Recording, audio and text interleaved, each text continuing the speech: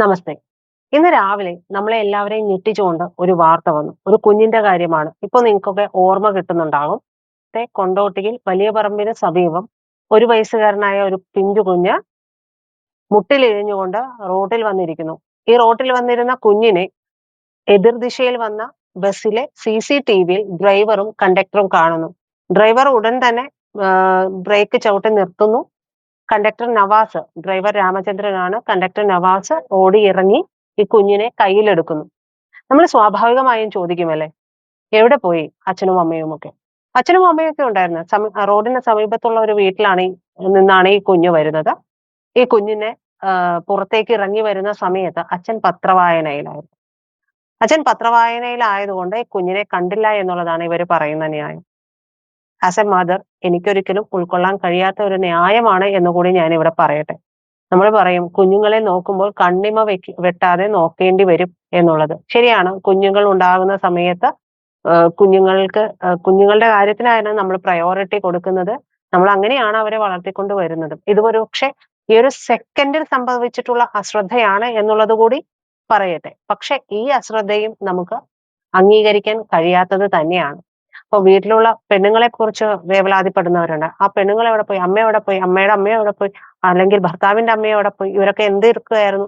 ഭർത്താവിന്റെ അമ്മയും സ്വാഭാവികമായിട്ടും ആ ഭാര്യയും ഒക്കെ അടുക്കളപ്പണി ചെയ്യുകയായിരിക്കും എന്ന് വേണം നമ്മൾ അനുമാനിക്കാനായിട്ട്, അല്ലെ?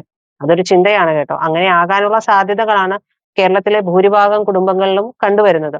രാവിലെ എണീക്കുമ്പോൾ തുടങ്ങി ഒരു 8:30 9 മണി വരെ വീട്ടുപണിയായിരിക്കും. അത് കഴിഞ്ഞ് ജോലിക്ക് പോകേണ്ടവർക്ക് ജോലിക്ക് പോയി ആ പണിയെടുക്കാം. തിരിച്ചു വന്നു കഴിഞ്ഞിട്ട് വീണ്ടും വീട്ടിലെ പണിയായിരിക്കും. അപ്പൊ ഇത്രയും പണിയെടുത്തിട്ട് ഇതിന്റെ ഇടയിൽ കുട്ടിയെ കൂടി നോക്കേണ്ട ഒരു സാഹചര്യമുണ്ട്. ഇപ്പൊ വളരെ സാഹചര്യങ്ങളൊക്കെ മാറുന്നുണ്ട്. വളരെ കർമ്മനിരതയോടുകൂടി കുട്ടികളെ അമ്മമാർ നോക്കുന്നതിനേക്കാൾ കൂടുതൽ നന്നായി നോക്കുന്ന അച്ഛന്മാരും ഒക്കെ ഉള്ള നാടാണിത്. അതൊക്കെ അംഗീകരിച്ചുകൊണ്ട് പറയട്ടെ. പക്ഷെ ഇത്തരത്തിലുള്ള വീഴ്ചകൾ ഒരിക്കലും ഉണ്ടാകാൻ പാടില്ല. നമുക്ക് കുട്ടികൾ ഉള്ള വീട്ടിലാണെങ്കിൽ പലപ്പോഴും വീടിന്റെ ഫ്രണ്ടിലെ ഡോറിലൊക്കെ ഒരു പടി വെച്ച് കെട്ടാറുണ്ട്. അതായത് കുട്ടി മുട്ടിലിഴഞ്ഞ് ഇത്തരത്തിൽ മുന്നോട്ട് പോകാതിരിക്കാനൊക്കെ വേണ്ടിയിട്ടാണ് ഇത്തരത്തിൽ ചെയ്യുന്നത്. അപ്പൊ എന്താന്ന് വെച്ച് കഴിഞ്ഞാൽ കുട്ടിക്ക് ഇത് കവച്ച് വെച്ച് പോകാൻ പറ്റില്ല. 1 വയസ്സുകാരനാണ് ഉള്ള വീടാണെന്ന് വെക്കാം. കുട്ടി ഇത് ഒരുപക്ഷെ ഇതിൽ പിടിച്ചു നിൽക്കാനുള്ള ശ്രമം ഉണ്ടാകും. അതല്ലാതെ ഇത് മറികടന്നുകൊണ്ട് പോകാനായിട്ടുള്ള സാധ്യതകളില്ല. നമ്മൾ നമ്മുടെ എളുപ്പത്തിന് വേണ്ടിയിട്ടായിരിക്കും പണ്ടുള്ളവരൊക്കെ ചെയ്തുകൊണ്ടിരുന്ന ഇത്തരത്തിലുള്ള പൊടിക്കൈകളൊക്കെ ചെയ്യാതിരിക്കുന്നത്. ഒരുപക്ഷെ പുതിയ വീടായിരിക്കും അങ്ങനെയുള്ള സൗകര്യത്തിലുള്ള ഇത്തരത്തിലുള്ള ഒരു പടിയൊക്കെ കൊണ്ടുവന്ന് വെക്കുന്നത്. വീടിന്റെ ഭംഗിക്ക് കുറവാണ് എന്നൊക്കെ പറയാം. പക്ഷെ ഭംഗിക്ക് കുറവാണെങ്കിലും നമുക്ക് ചെയ്യാവുന്ന ഒരു കാര്യമാണ്. കുട്ടികളുടെ കാര്യത്തിൽ ഇത്തരത്തിലുള്ള അശ്രദ്ധകൾ ഉണ്ടായാൽ പോലും കുട്ടികൾ വീടിന് പുറത്തേക്ക് പോകില്ല. നമുക്കറിയാം, ഒരു സെക്കൻഡ് കൊണ്ട്, ഒരു നിമിഷം കൊണ്ട് കുട്ടികൾക്ക് സംഭവിക്കുന്ന അപകടങ്ങൾ എന്തൊക്കെയാണ്. ഇതിനു മുമ്പും ഇത്തരത്തിലുള്ള സംഭവങ്ങളൊക്കെ ഉണ്ടായിട്ടുണ്ട്. മുട്ടിലിഴിഞ്ഞ് ഒരുപാട് ദൂരത്തേക്ക് കുട്ടികൾ പോയിട്ടുള്ള സംഭവങ്ങളൊക്കെ ഉണ്ടായിട്ടുണ്ട്. ഇതൊക്കെ നമ്മൾ വായിക്കും. വായിച്ചു കഴിഞ്ഞ് അവിടെ വിടും. അപ്പൊ സ്വാഭാവികമായും പണ്ടൊക്കെ ചോദിക്കാറുണ്ട്, ഇവരെന്താ ഇങ്ങനെ? എങ്ങനെയാണ് ഇത്? ഒരു അശ്രദ്ധ കൊണ്ടായിരിക്കും, അല്ലെങ്കിൽ അമ്മ ഒന്ന് ചിലപ്പോൾ കണ്ണടച്ചു പോയത് കൊണ്ടായിരിക്കും. അമ്മ കണ്ണടച്ചു പോകുന്നുണ്ടെങ്കിൽ മൊത്തത്തിൽ റൂമും കാര്യങ്ങളും എല്ലാം അടച്ചിട്ടേക്കുക. നമ്മുടെ കുഞ്ഞുങ്ങളെ സേഫ് ആക്കുക എന്നുള്ളതാണ് ഇതിലൊരു പോംവഴി എന്ന് പറയുന്നത്. അച്ഛൻ പത്രം വായിച്ചു കൊണ്ടിരിക്കുന്ന സമയത്ത് രാവിലെ 8:30ക്കാണ് ഈ സംഭവം നടക്കുന്നത്. അപ്പോൾ അച്ഛൻ പത്രം വായിച്ചു കൊണ്ടിരിക്കുകയാണ്. ചിലർക്കൊരു ശീലമുണ്ടെന്നേ, രാവിലെ തന്നെ പത്രം വായിക്കണം. പത്രം വായിക്കണമെങ്കിൽ ചായയോ കാപ്പിയോ വേണം. ഈ ചായയോ കാപ്പിയോ വേണമെങ്കിൽ ഫ്രണ്ടിൽ വന്നിരുന്ന് ഓർഡർ ഇടും. ഓർഡർ ഇട്ടുകൊണ്ട് ഭാര്യയോ അല്ലെങ്കിൽ സ്വന്തം അമ്മയോ ഒക്കെ ചായ കൊണ്ടുപോയി കൊടുക്കും. അത് അവന്റെ ശീലമാണെന്ന്. അതും അവന്റെ ശീലമാണെന്ന്. എല്ലാം അങ്ങനെയാണല്ലോ നമ്മൾ നിസ്സാരവൽക്കരിക്കുന്നത്. അപ്പൊ അങ്ങനെ അത് അവന്റെ ശീലമാണ്. അപ്പൊ അവനിരുന്ന് ഫ്രണ്ടിലിരുന്ന് പത്രം വായിക്കും. ഈ പത്രം വായിക്കുന്നത് പെണ്ണാണെങ്കിൽ നമുക്ക് ഒരിക്കലും അംഗീകരിക്കാൻ പറ്റില്ല കേട്ടോ. അത് വേറൊരു കാര്യമാണ്. ഇപ്പൊ പത്രം വായിക്കും. പത്രം വായിച്ചു കഴിഞ്ഞാൽ അതിലങ്ങ് മുഴുകി പോകുന്നു. അടുത്തതാണ്. അടുത്ത ന്യായവാദമായിരിക്കും. അവനങ്ങ് മുഴുകിപ്പോവും. അവൻ പിന്നെ ചുറ്റുമുള്ളതൊന്നും അറിയില്ല. അവൻ ചുറ്റുമുള്ളതൊന്നും അറിഞ്ഞിട്ടില്ല എന്നുണ്ടെങ്കിൽ, വീട്ടിൽ മക്കളുണ്ടെങ്കിൽ ഇത്തരത്തിൽ കൂടി സംഭവിക്കും എന്നുള്ളത് കൂടി നമ്മൾ മനസ്സിലാക്കണം. നമുക്ക് എത്രയൊക്കെ കാര്യങ്ങൾ ഉണ്ട്, എന്തൊക്കെ ഉണ്ട് എന്ന് പറയുമ്പോൾ ചുറ്റുമുള്ള, നമ്മൾ പറയാം, പരിസര ബോധം ഉണ്ടാകണം, അല്ലെ?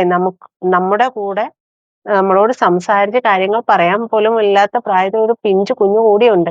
അപ്പൊ കൺസേൺ എന്ന് പറയുന്നത് അവിടെയൊക്കെ കൊടുക്കുന്നതിനും, ഭാര്യ എന്ന് പറയുന്നത് അമ്മായിയമ്മ ആയാലും അമ്മയായാലും പെങ്ങളായാലും ഒക്കെ വീട്ടിൽ അടുക്കളയിൽ ജോലി ചെയ്യുമ്പോഴും ഒക്കെ കുറച്ചുകൂടെ കരുതൽ ഈ ഭാഗത്തേക്കൊക്കെ കൊടുക്കാനുള്ള ഒരു സാമാന്യ ബോധം ഉണ്ടാകണം എന്നുള്ളത് കൂടിയാണ്.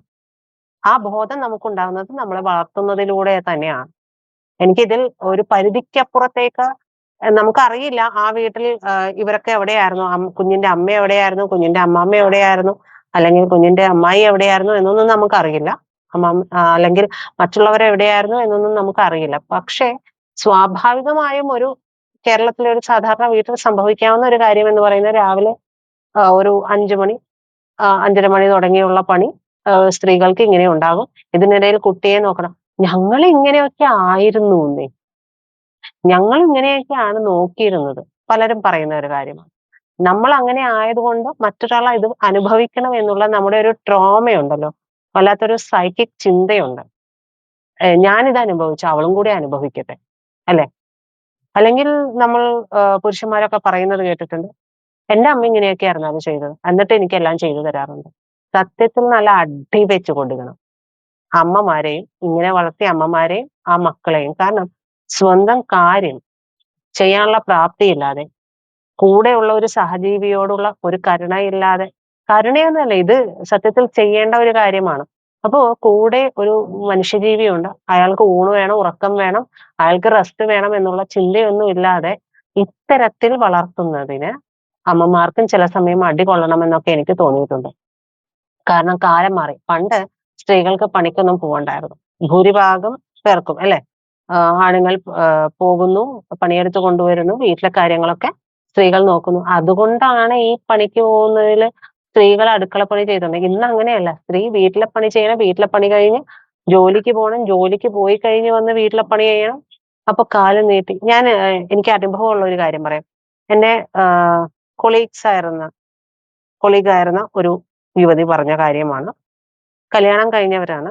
അപ്പൊ ഇവര് ഭാര്യയും ഭർത്താവും ഒരുമിച്ച് ജോലി കഴിഞ്ഞ് വീട്ടിലേക്ക് കയറി ചെല്ലുകയാണ്. അപ്പോ അമ്മ പറയുകയാണ്, ഭർത്താവിന്റെ അമ്മ പറയാണ്, രണ്ടുപേരും ഒരുമിച്ചാണ് കയറി ചെല്ലുന്നതെന്ന് ഓർക്കണം. എന്നിട്ട് ഭർത്താവിന്റെ അമ്മ പറയാണ്, മോളെ നീ ആ ചായ ഇട്ടിട്ട് അവന് കൊടുത്തേ, അവൻ പണി കഴിഞ്ഞ് ക്ഷീണിച്ചു വരുന്നതാണ്. അപ്പൊ ഇവളവിടെ പോയിട്ട് നമ്മൾ പറയില്ലേ ചെരയ്ക്കാൻ പോയിരിക്കുകയാണോ എന്ന് ചോദിക്കുന്നത് പോലെയാണ്.